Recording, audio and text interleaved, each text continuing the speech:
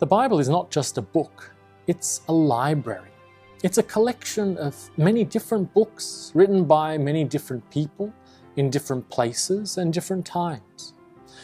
Those different authors often have different ways of seeing God and different ways of understanding their experiences with God. We see that in Psalm 44. Many of us know the general story of the Old Testament, that God entered into an agreement with the Israelites failed to do what God wanted them to do, and so God punishes the Israelites by allowing them to be killed, conquered, and taken into exile. This may have been a common way of understanding Israel's history, but it wasn't the only way. In Psalm 44, we see an example of Israel's protest tradition.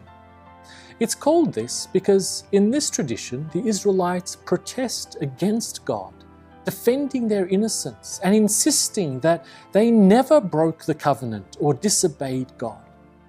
In verse 17, the people cry out in anguish to God, insisting that we had not forgotten you, we had not violated your covenant.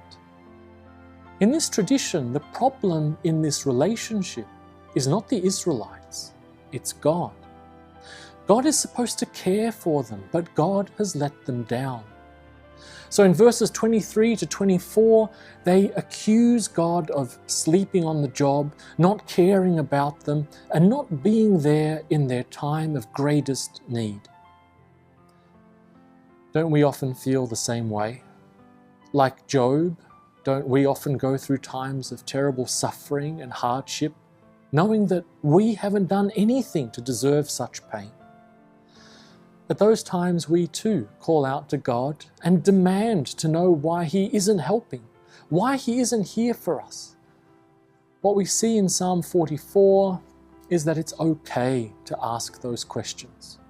God understands our pain, and He understands when we want to yell at Him.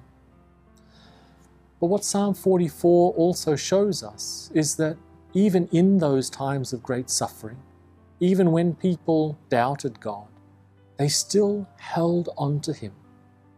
The Israelites doubted God, they accused God, but they didn't abandon Him. Instead, in verse 26, they appealed to God even more and demanded His help. Rise up and help us, rescue us because of your unfailing love. There are many things we can't understand in life. Perhaps the biggest is why we suffer.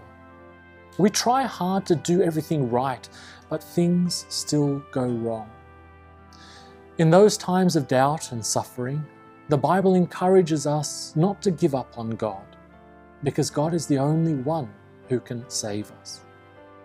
Instead, like the Israelites, the only thing we can do is to keep on praying and calling out to God. Rise up and help us, God.